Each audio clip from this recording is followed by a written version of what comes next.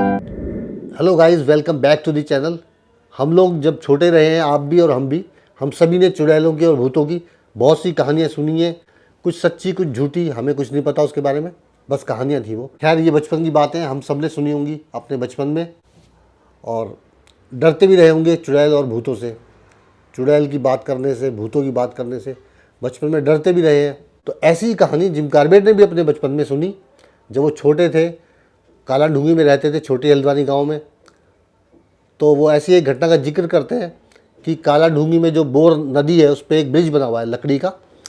उसके पास शाम के समय बहुत सारे बच्चे, 13-14 बच्चे, उस 13-14 बच्चों के ग्रुप में 8 से लेकर 18 तक के हर एज के बच्चे थे, और लड़कियां भी शामिल थी। और वो बैठे हुए थे और उन्होंने आग जलाई हुई थी पुल के पास ही, ब्रिज के पास। उनमें एक बच्चा बड़ा था, डैंसी, जो आयरलैंड का था। वो अक्सर खतरनाक, डरावनी, भूतों की और चुड़ैलों की डरावनी कहानियाँ सुनाया करता था। लड़कियाँ अक्सर डरती थी, उसको मना करती थी, लेकिन मज़े भी लेती थी। तो जिम कॉर्बेट लिखते हैं कि मुझे तो उसकी कहानियों से कोई डर लगता नहीं था, क्योंकि जिम कॉर्बेट ने अपनी किताब में एक जगह लिखा है कि जितने भी साल मैं कुमाऊँ में रहा हूँ और जितनी भी रातें मैंने जंगलों में बिताई हैं, मैंने चुड़ैल को सिर्फ 3 बार सुना है और 1 बार देखा है। इसका मतलब घटना जो है, ये चुड़ैल की जो आवाज़ें हैं, ये बहुत कम सुनने में आती हैं। कभी बाई चांस कहीं सालों में इस तरह से होगा। अदरवाइज़ जिम कॉर्बेट ने पूरी ज़िंदगी में सिर्फ 3 बार सुना और 1 बार देखा कि कौन है वो चुड़ैल। वही घटना आपको इस वीडियो में बताता हूँ। चलिए स्टार्ट करते हैं। जिम कॉर्बेट ने एक्सप्लेनेशन दिया है, जितने भी वर्षों के दौरान मैं कुमाऊँ में रहा हूँ और मैंने जंगलों में सैकड़ों रातें बिताई हैं, इस तमाम ज़िंदगी में मैंने सिर्फ 3 बार चुड़ैल को सुना है और सिर्फ 1 बार देखा है। मार्च का महीना था, अभी अभी सरसों की फसल कट के घरों में आई है और उस पूरे गांव में खुशी का माहौल है। शाम का समय, रात होने वाली थी।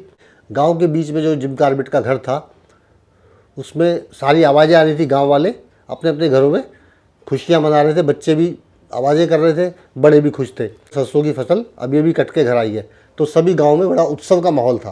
पूर्णिमा होने में, यानी पूर्णमासी चांद पूरा होने में 1 या 2 रात का समय था, यानी पूर्णमासी से 1 या 2 दिन पहले की बात है।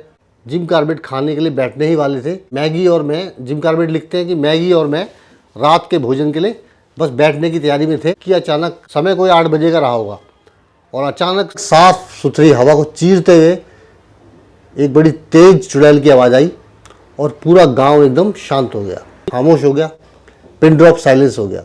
चांदनी का उजाला इतना था, बाहर सब कुछ दिखाई दे रहा था।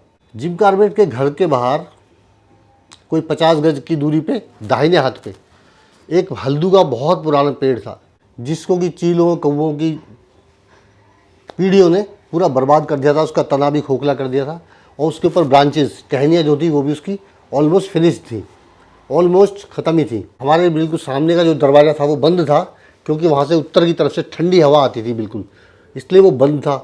तो वो लिखते हैं कि मैं और मैगी उसको खोल के दरवाजे को सामने के बरामदे में आए, और जैसे ही हम बरामदे में आए, हल्दू के पेड़ पे से चुड़ैल ने एक बार फिर वही आवाज़ निकाली, और हमने देखा कि हल्दू के पेड़ पे इस आवाज़ को निकालने वाला वो चुड़ैल बैठा हुआ है।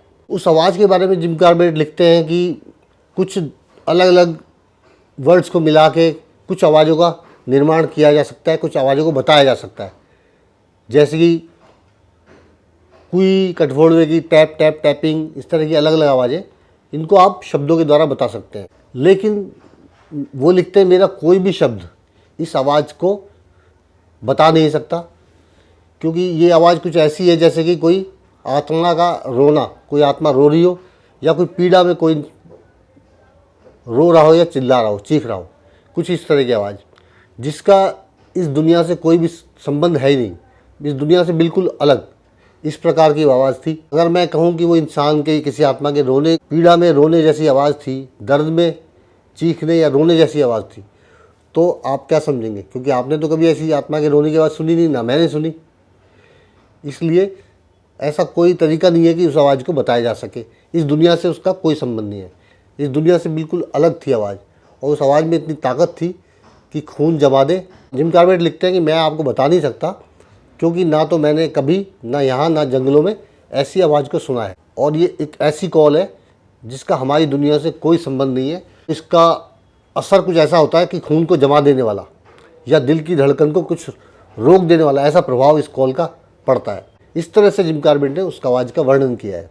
पिछले अवसरों पे मैंने 2-3 बार जब भी इस आवाज़ को सुना है, मैं ये समझता था कि ये एक उल्लू है और जो कि यहाँ का नहीं है, प्रवासी है, कुमाऊँ का नहीं है, क्योंकि कुमाऊँ के हर पक्षी की आवाज़ को मैं जानता हूँ। जिम कॉर्बेट हर पक्षी की आवाज़ को पहचानते थे, जानते थे। तो वो लिखते हैं, हमारे जंगलों का कोई भी पक्षी नहीं है। अपने कमरे में वापस कदम रख के एक बाइनोकुलर्स दूरबीन जो है उसको लेके जिम कॉर्बेट बाहर आए और फिर उन्होंने अच्छे से उसकी दूरबीन के जरिए हल्दू के पेड़ पे बैठे हुए उस पक्षी की जांच की।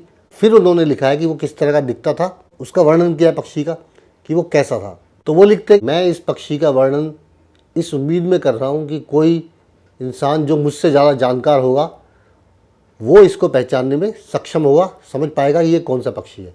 इस उम्मीद में जिम कॉर्बेट ने फिर उसका पूरा वर्णन, डिस्क्रिप्शन जो मैं आपको अब बता रहा हूँ। आकार में ये पक्षी गोल्डन ईगल से थोड़ा छोटा था और ये अपने लंबे पैरों पर सीधा खड़ा था। इसकी पूंछ छोटी थी लेकिन उल्लू की पूंछ जितनी छोटी नहीं थी। इसका सिर उल्लू के सिर की तरह गोल और बड़ा नहीं था और ना ही इसकी गर्दन छोटी थी। इसके सिर पे कोई सींग, शिखा ऐसा कुछ नहीं था।